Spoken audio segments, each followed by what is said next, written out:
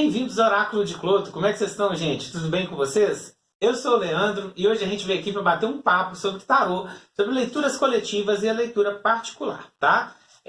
Primeiramente, vou dizer que eu vou deixar dividido aí embaixo, então se vocês quiserem ou pular para a parte que está falando de leituras particulares ou assistir essa parte de início que vai ser sobre leituras coletivas, fica a critério de vocês.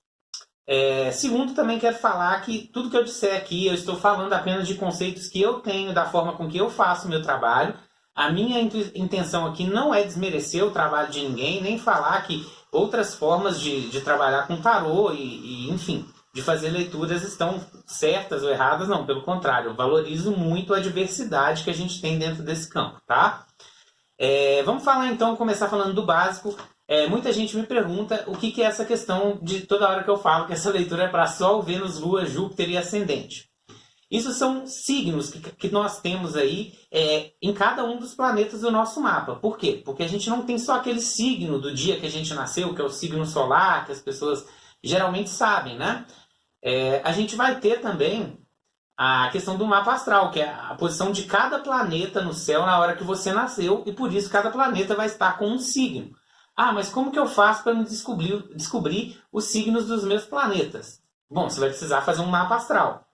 Ou como você vai fazer esse mapa astral? Ou você vai procurar um astrólogo, que ele vai te passar um monte de informações, além de só os signos que tem, né? Vai trazer informações da sua vida ali, enfim. E pode também fazer online. Fazendo online tem muitos sites aí, aplicativos que fazem de forma gratuita e que vão te passar os signos, sim, que tem ali em cada planeta. E aí você consegue ter uma gama maior de leituras para acessar, sabendo todos os signos que você tem no seu mapa, né? Mas o que a gente tem que falar? Tá. O propósito aqui do canal, das leituras, ele é muito voltado para empoderamento pessoal. E o que é isso, gente? Você assumir ali as responsabilidades sobre suas escolhas e assumir também o direito e a responsabilidade de fazer as suas escolhas, né? Parece uma coisa um pouco simples, mas não é tão simples assim. Ao longo desse vídeo a gente vai discutir um pouco mais sobre isso, tá? Então, assim, a intenção do canal com as leituras coletivas não é que vocês baseiem as suas tomadas de decisões nas leituras coletivas. É fazer com que as leituras coletivas sejam ferramenta de reflexão filosófica para que você possa fazer uma análise de si mesmo de forma mais completa, às vezes analisando ali aquilo que está no seu subconsciente, aquilo que está no seu arredor, ali no seu externo, no mundo físico, e aquilo que está no seu mental de maneira unificada. Para que através disso você possa aí sim tomar as decisões da sua vida embasado nas coisas reais e na análise de si mesmo, né? Mesmo porque se você começa a passar para o tarô a responsabilidade das suas decisões, é uma forma de desempoderar, ao contrário de empoderar, né? Porque você também está passando as responsabilidades sobre as consequências para os terceiros, ou para o tarô, ou para a leitura, tanto faz, né? E aqui não é a intenção essa, é trazer a responsabilidade realmente para a gente, para que a gente possa fazer nossas escolhas e arcar com as consequências dela de maneira consciente, né? Vamos falar também um pouquinho do conceito dos três mundos, que vai ser um conceito que vocês vão ver eu usando bastante nas leituras e dando uma abordagem para ele aqui de vez em quando no canal. Esse conceito dos três mundos, ele basicamente vai falar de três eus, ao invés de dois eus. Tem muita gente que fala do eu superior, né? E aqui eu vou estar abordando três eus. Esses eus vão ser o eu superior, o eu médio e o eu inferior. Quando a gente falar disso, a gente vai estar falando o quê? Quando é o eu superior, a gente vai estar falando da nossa consciência, da nossa mente, de tudo aquilo que é claro na nossa cabeça, dos nossos conceitos, né? E quando a gente estiver falando do mundo médio, a gente vai estar falando do mundo da matéria, aquilo que está, tanto o nosso corpo físico, né, quanto aquilo da matéria que está ao nosso redor e as condições do mundo no geral, do externo. E quando a gente estiver falando do submundo, a gente vai estar falando do inconsciente, daquilo que está oculto dentro de nós, né? Porque a nossa mente ela é uma porcentagem de consciência e uma porcentagem muito maior assim de inconsciência. Eu não sei se eu vou lembrar a porcentagem certa, se é 8% de consciência, enfim, eu não sei a porcentagem correta, mas eu sei que a inconsciência ela é muito maior. Isso quer dizer o quê? Isso quer dizer que o nosso inconsciente ele acaba influenciando muito nas escolhas que a gente faz, né? E por falar de escolhas, agora nós vamos entrar num tema que é bem polêmico. Vou falar um pouquinho de livre-arbítrio e por que que eu não trago esse conceito para dentro do canal, nem para dentro das minhas práticas, tá? Primeiramente, vamos situar quem não conhece o conceito de livre-arbítrio, né? Livre-arbítrio ele é um conceito cristão, de origem cristã, né? Muito famoso e muito pegado aqui no Ocidente. No Oriente nem tanto, existem diversas culturas e religiões do Oriente que já não trabalham com esse conceito, né? E que nunca nem trabalharam, para falar a verdade. E por que que eu não trago esse conceito para dentro aqui das leituras, gente? Porque quando eu falo de empoderamento, eu estou falando de trazer responsabilidade para as suas escolhas. E o livre-arbítrio, ele parte de um princípio de que todos nós temos uma liberdade incondicional para fazer escolhas, né? E cada um tem aquela liberdade gigantesca ali sobre a sua vida. E não é algo que eu acredito, porque eu acredito que existem limitações dentro dos 3 mundos que impedem esse arbítrio de ser livre. Então, é como se aqui a gente estivesse caminhando em busca desse livre-arbítrio. Por quê? Porque quando eu digo isso que impedem a gente de ser livre, são conceitos que vão impedir a gente de tomar certas atitudes, certas escolhas. E que tipo de conceitos, por exemplo? Quando a gente está falando do mundo superior, a gente vai estar falando do mundo das ideias. Então, eu vou estar falando das definições. Então, por exemplo, se a pessoa tem como conceito que a definição do que é ser mãe é ela cuidar do filho dela ali e abdicar, por exemplo, de gastos que ela poderia ter com diversão, com coisas que são superficiais, por exemplo, assim, para reverter esses gastos, para gastar ali, para cuidar das crianças, é porque dentro da cabeça dela existe um conceito daquilo que é a função da mãe. Então, como ela quer ser mãe, porque está sendo mãe e está ali com aquele conceito, tem todo o sentimento e tudo mais, é lógico, ela vai estar um pouco limitada, assim, desse arbítrio pela questão do conceito que ela traz sobre a sua própria função no mundo, né? Então, o que eu quero dizer com isso? Que o nosso conceito do que nós somos, ele limita nosso arbítrio também. Por exemplo, o cristão. O cristão tem como um conceito ali os 10 mandamentos, bem formados na cabeça dele. Ele, como cristão, vai tentar respeitar aqueles 10 mandamentos, que vão tirar ele dessa liberdade de arbítrio de praticar tudo que está ali naqueles 10 mandamentos. Não estou dizendo que isso seja negativo, tá? De forma alguma. Só estou dizendo que é uma limitação real e que a gente tem que trabalhar com ela. Quando a gente fala de limitações no mundo médio, o que a gente está falando? De limitações físicas que vão impedir você de fazer o que você quiser, limitações financeiras que vão te impedir de fazer o que você quiser.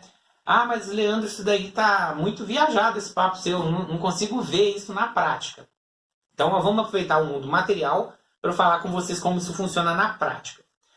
Por exemplo, o Instagram. Todo mundo conhece o Instagram. Instagram, rede social ali. E ela tem muita divulgação, vende muita coisa pelo Instagram, tem muito anúncio, né? A gente, por exemplo, está lidando hoje com uma realidade onde existem psicólogos, pessoas formadas em psicologia, trabalhando junto com programadores no desenvolvimento, por exemplo, da inteligência artificial que roda por trás do algoritmo. Por quê? Porque é interessante para essas pessoas entenderem, por exemplo, o inconsciente daquelas pessoas que estão consumindo ali os produtos. Por quê? Porque eles já perceberam que através do inconsciente e de mensagens que... Como que eu posso dizer? A inteligência ela vai analisar como que cada tipo de mensagem abala ali o seu subconsciente para que através disso provoque em você a reação da compra, para que você venha a ter mais anúncios ali que são voltados à sua personalidade, tá? E quando eu digo isso, gente, eu não estou inventando isso de lugares miraculosos, não. Eu estou falando que isso é real, isso é uma matéria, isso estuda isso na faculdade de TI, se chama Business Intelligence, inteligência de negócios, né? E são inteligências artificiais mesmo sendo desenvolvidas que vão analisar ali todas as nossas capacidades de escolhas e como elas são influenciadas tanto de maneira consciente quanto inconsciente. Então, o que significa isso na prática? Significa que se o Instagram detectar que você tem mais chance de comprar após ver notícias tristes, ele vai te mandar notícias tristes ali no seu feed, entendeu? Para depois te mandar um anúncio que vai te fazer comprar porque você já vai estar abalado. Então, sim, isso é real. Isso acontece no mundo de hoje. Por quê? Porque o nosso subconsciente também limita esse nosso arbítrio. Então, o que acontece? Em todos esses 3 aspectos, essas limitações do livre-arbítrio são o que, para mim, dão ao tarô a capacidade dele trabalhar de maneira premonitiva, né? Premonitiva não, com premonição, né? Do futuro. Esqueci a palavra, gente, mas enfim. Quando a gente analisa os 3 aspectos do inconsciente, o físico, que é o externo, e o mental, a gente consegue restringir muito bem as escolhas de uma pessoa, né? As possibilidades do universo. Ah, mas eu não acredito nisso. Por exemplo, você sai todo dia para ir para o trabalho. Você passa todo dia no mesmo caminho para ir para o trabalho. Ah, mas é porque esse caminho é o caminho mais perto, esse caminho é o caminho mais seguro. Tudo bem, mas essas limitações, elas vão tornar previsível o caminho que você vai passar para o trabalho. Por quê? Porque o outro caminho é mais perigoso, porque o outro caminho é mais longo, porque você já está acostumado com esse. Tem uma série de fatores que vão interferir aí na limitação desse arbítrio para que você faça geralmente a mesma escolha. A gente tem um padrão de escolhas que a gente faz, né? Não é uma coisa aleatória e livre. É isso que eu estou querendo dizer. E aqui a gente vai estar trabalhando e seguindo sempre nessa questão de conquistar cada vez mais essa liberdade para esse arbítrio. Por isso que eu não posso trazer o conceito dele livre como livre assim, entendeu?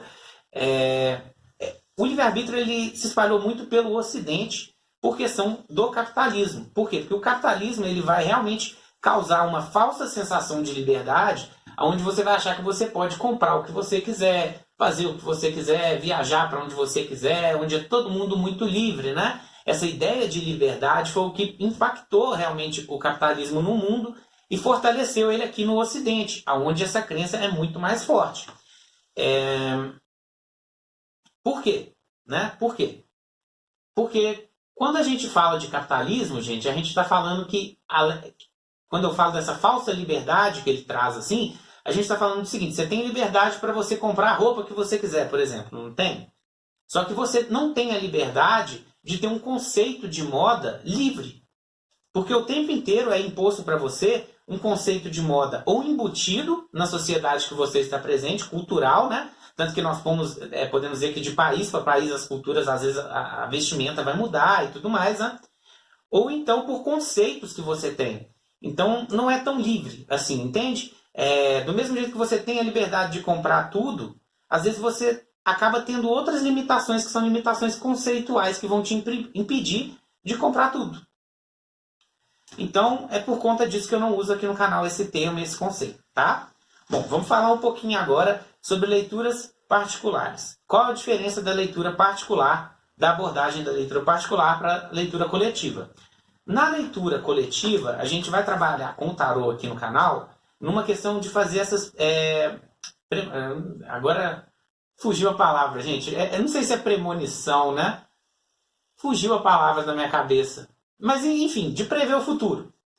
Né? Aqui a gente está dando enfoque nas leituras coletivas no prever o futuro.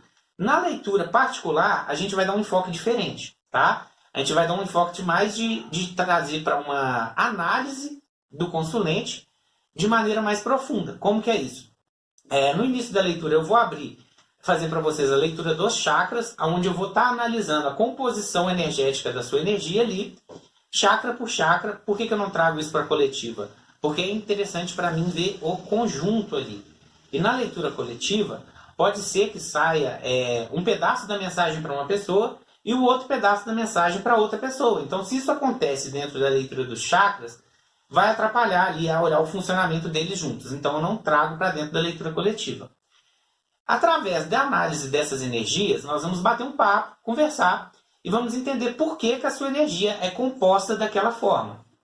E aí eu digo tanto para o positivo quanto para o negativo, né? Nós vamos voltar aí a questões que podem ser questões que vocês estão vivendo no momento, como podem ser questões que vocês podem ter vivido num passado até muito distante. Por quê? Porque quando a gente analisa os chakras, a gente vai analisar direto a sua energia e através da reflexão sobre o que existe dentro, a gente vai refletir com aquilo que tem fora, que são as perguntas que vocês trouxerem para a mesa e a leitura geral que eu faço também depois da leitura dos chakras, tá? Aí a gente vai conflitar as informações e ver ali, tentar entender por que você está tendo dificuldade com essa situação, ou por que alguma situação na sua vida continua se repetindo e trazendo aquele tipo de situação para você. A minha intenção não é só ajudar você com aquela questão prática, mas que você possa resolver aquele tipo de questão prática mais vezes com, não vou dizer assim, com a orientação que a gente vai que eu vou estar passando para vocês, né? E deixa eu ver mais do que eu preciso falar, gente. Sim. Através dessa leitura dos chakras, depois vem a leitura geral. A leitura geral a gente vai ver um geralzão ali do exterior que está acontecendo na sua vida, enquanto com a leitura dos chakras a gente vai ver no interior, tá? Então, deixa eu ver mais o que falta a gente falar. Retorno de consulta particulares, né? Eu trabalho com retorno de 1 mês, tá, gente? Isso não depende de horário. Eu posso ter horário para atender, só que eu só vou agendar depois de 1 mês. Por quê? Porque eu prefiro que a pessoa tenha ali um tempo para poder colocar aquilo em prática, um tempo para as energias fluírem, para mudar, para a pessoa saber como está sendo para ela a diferença, porque muitas vezes eu vou estar dando dica de como vocês podem equilibrar essas energias dos chakras, que podem às vezes estar causando distúrbios de alguma forma na vida de vocês, né? E para mim é interessante esperar que a energia mude para que vocês voltem na consulta caso queiram um retorno. Não quero fidelizar cliente. Então, para mim, se você vier e for só uma consulta, eu me sinto até melhor, porque eu penso, resolveu. Porque eu sou da opinião que não adianta, por exemplo, você ficar vindo aqui consultar toda semana. Por quê? Porque isso quer dizer que não está adiantando. Porque a consulta de tarô aqui, no particular, ela não é para ficar só fazendo premonições, né? Para ficar tratando da questão do futuro. Ela tem essa visão voltada mais para essa questão do empoderamento e das reflexões filosóficas, tá? Então a gente vai tentar tratar de questões ao longo da sua vida e de mudanças que você pode fazer para estar mudando os padrões que você vem repetindo ao longo da sua vida. Questão de horários. Eu tenho consultas de 40 minutos, de 1h30 e de 1h40. De 40 minutos, de 1 hora e de 1h40. Parei de trabalhar com perguntas avulsas, por quê? Porque realmente foge do meu propósito de trabalhar com tarô, que é esse propósito de trazer a leitura mais para essa visão interna, né? E não focar tanto nas situações externas. Como que é isso na prática, Leandro? Como que fica isso na prática para eu entender o que você está falando? Vamos supor, uma pergunta que chega muito, né, gente? É uma pergunta comum que eu recebo muito. Vamos supor, a pessoa está no relacionamento, ela quer saber se a outra pessoa está atraindo ela ali naquele relacionamento. Eu vou responder? Claro, vou responder com sim ou não, porque é uma pergunta de sim ou não. Então, cabe a mim responder sim ou não. Só que, além de responder sim ou não, eu vou trazer uma reflexão filosófica para a gente estar fazendo em cima disso. Por exemplo, se a pessoa que está chegando para mim está perguntando isso, geralmente são 3 opções, né? Ou a pessoa está com insegurança por causa de alguma insegurança que ela tem interna e não consegue confiar nem no parceiro, nem em outras pessoas, tá? Muitas vezes, até em outras pessoas mesmo. Ou aquela pessoa não sente segurança transmitida por até aquele parceiro, por exemplo, e continua numa relação onde ela não se sente segura por algum motivo. E aí a gente vai ter que trazer essa questão filosófica para debater, porque para que você está numa relação, por exemplo, que não te passa segurança? Né? Ou então pode estar realmente acontecendo e a pessoa já pode até saber e está vindo para confirmar. Então, para que você está confirmando uma coisa que você já sabe? Então, todas as perguntas elas vão ter uma reflexão que a gente pode fazer para extrapolar um pouco ali o campo do sim ou não, tá?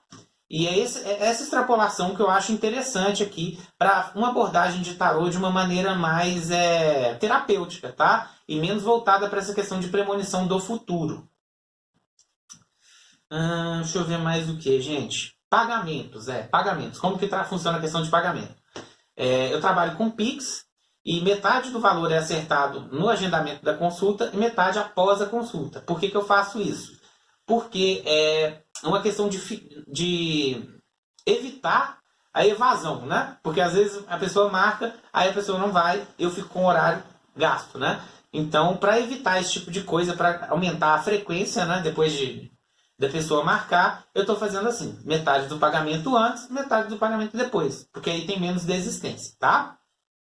E bom, acho que é isso mesmo, gente. Se ficou faltando alguma coisa, se ficou alguma dúvida sobre alguma questão, podem deixar aí no comentário, tá? Vou responder todo mundo. E também, se for necessário, eu faço outro vídeo falando de algum tema, caso não tenha ficado muito claro aqui nesse vídeo, tá bom? Então, no mais é isso mesmo. Se você já conhece o canal, se inscreve. Acho que todo mundo que assistiu até aqui é inscrito, né? Mas deixa o seu like aí no vídeo para ajudar o canal a crescer também. E boa sorte para vocês e até a próxima.